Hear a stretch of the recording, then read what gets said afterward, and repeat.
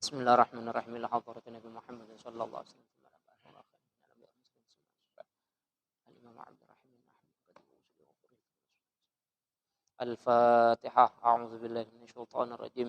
Bismillahirrahmanirrahim. Alhamdulillahirabbil alamin arrahmanir rahim maliki yaumiddin. Iyyaka na'budu wa iyyaka nasta'in. Ihdinas siratal mustaqim. Siratal ladzina an'amta 'alaihim ghairil maghdubi 'alaihim waladdallin. Amin. Sekarang kita menginjak bab yang ke-12. Kemarin pembahasannya yaitu mengenai ruh. Bagaimana ruh itu keluar, bagaimana ruh itu menjerit dan lain sebagainya. Sekarang pembahasan yang ke-12 ini yaitu menasihati orang yang ditinggalnya. Bukan jenazahnya yang kita bahas sekarang. Sekarang pembahasannya orang yang ditinggal, keluarganya berarti. Al-babu tsani asyar fi dzikril musibah 'alal mayyit. Yang ke-12 yaitu menceritakan tentang seseorang yang terkena musibah. Ruya fil khabar, diceritakan di dalam hadis, anna man usiba bi musibah. Jika ada seorang yang tertimpa musibah, fa kharaqa biha thauban aw daraba biha sadran. Orang tersebut menyobek kantongnya, bajunya, au daraba biha sadran, atau memukul-mukul dadanya, faka'annama akhadar rumha wa haraballahu ta'ala. Seakan-akan dia mengambil tombak dan ngajak perang Allah. Seakan-akan dia mengambil tombak dan mengajak perang dengan Allah. Kenapa? Dia tidak terima berarti. Dia tidak terima keluarganya diambil oleh Allah. Dalam artian ini pembahasannya tidak boleh meratapi. Tidak boleh meratap. Itu di hadis tadi ya. Ruya ani Nabi SAW, diceritakan dari Rasulullah SAW, qala man sawwada baban aw thiyaban indal musibah. Barang siapa yang mewarnai pintunya atau bajunya dengan warna hitam ketika tertimpa musibah. Kalau zaman sekarang sebenarnya tidak ada. Ini zaman dulu meratapin. Kalau ada yang meninggal dikasih tanda seperti itu. Oh, ini ada yang meninggal. Au daraba dukanan au kasara syajaratan au qata sya'ratan, atau dia memukul tokonya atau memukul atau memotong syajarah pohon atau memotong rambutnya. Bunyalahu bikulli sya'rah baitun finnar. Maka dari setiap rambut yang ia potong, Allah sediakan rumah di neraka. Dia akan tidak terima. Keluarganya itu tidak terima itu dipotong rambutnya. Karena saking keselnya dan lain sebagainya. Dari setiap helai tersebut, Allah jadikan rumah di neraka. Wala yaqbalullahu ta'ala minhu sarfan wala adlan madama dzalika sawat ala babihi. Dan Allah tidak menerimanya ibadahnya tidak terima. Wala adlan, seandainya dia berbuat adil, adilnya juga tidak diterima. Madama dzalika sawat ala babi, semenjak warna hitam itu masih ada di pintunya, belum dihapus. Dalam artian dia masih belum terima dengan keluarganya yang diambil itu. Wa dhayyaqallahu qabrahu, Allah menyempitkan kuburannya. Ini kuburan yang kalau misalnya dia meninggal, yang meratapi ini meninggal, Allah sempitkan. Karena tidak terima dengan takdir Allah itu. Wa syaddada alaihi hisabu, Allah perberat hisabnya. La'anahu kullu malikin fis sama'i wal ard. Penduduk langit, penduduk bumi akan melaknat dia. Karena dia tidak terima itu. Penduduk bumi, penduduk langit melaknat dia. Wa kataba alaihi alfa khati'ah, ditulis 1000 kejelekan. Wa qama min qabrihi uryanan, dia akan dibangkitkan dari kuburnya ketika makhluk dibangkitkan, dia dalam keadaan telanjang.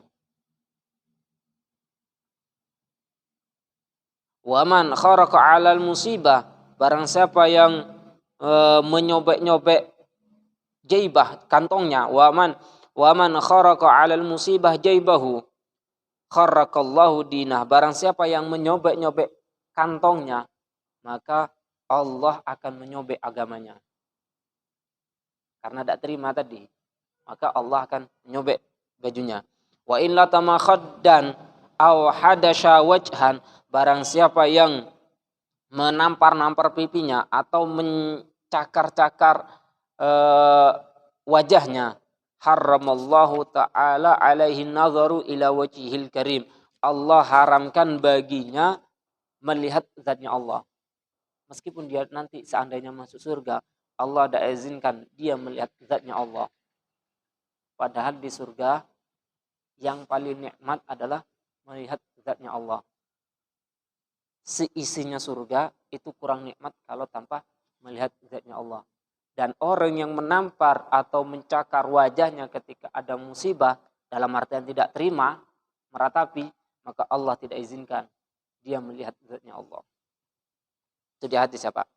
Wa fil khabar idza mata ibnu Adam, ketika mati anak manusia, wajtama'atis sayah fi darihi, di rumahnya banyak tangisan, banyak jeritan. Di dalam hadis, barang siapa yang meninggal kemudian di rumahnya banyak tangisan, yakumu malakul maut ala babi darihi, malaikat maut akan berdiri di pintu rumah tersebut. Ketika ramai banyak tangisan, malaikat maut berdiri. Fayaqulu lihaula, malaikat maut berkata kepada mereka yang nangis-nangis itu, ma hadas ya, tangisan apa ini? Teriakan apa ini? Fa wallahi ma naqastu min ahadin minkum umran wala rizqan wala zalamtu ahadan minkum. Demi Allah, saya tidak akan mengurangi salah satu di antara kalian umur.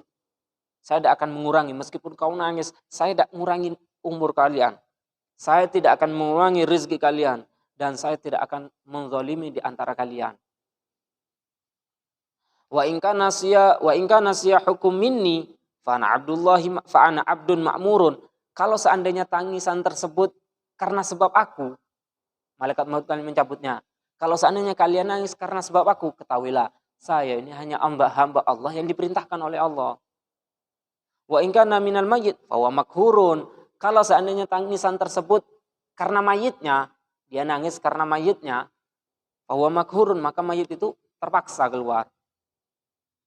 Kan tidak boleh keluar, masih ditangisi, berarti mayit itu keluar dari dunia dalam keadaan terpaksa. Wa in kana minallahi fa antum jahilun billahi ta'ala. Kalau seandainya tangisan tersebut karena Allah, tidak terima dengan takdir tersebut, maka kalian termasuk orang yang bodoh. Wallahi inna li fikum audatan thumma audah. Demi Allah, saya akan balik lagi dan balik lagi. Nah, jadi bab yang ke-12 ini intinya kita tidak boleh meratap. Nangis memang boleh. Nanti bab berikutnya itu Nabi diingatkan, bukan diingatkan ya. Sahabat pernah ketika putra Nabi Muhammad wafat, di situ Nabi nangis. Nah, tangisan itu apa? Tangisan kasih sayang. Wajar sebagai manusia. Kalau nangis secara normal wajar. Namun kalau yang tadi itu sampai jerit-jerit meraung-raung sampai mukul dan lain sebagainya, itu tidak boleh, hukumnya haram. Kenapa? Karena seakan-akan dia tidak terima dengan takdir Allah. Jadi kalau nangis wajar manusia, tapi meratap itu yang tidak boleh. Cukup ya Pak? Wallahu a'lamu bissawab.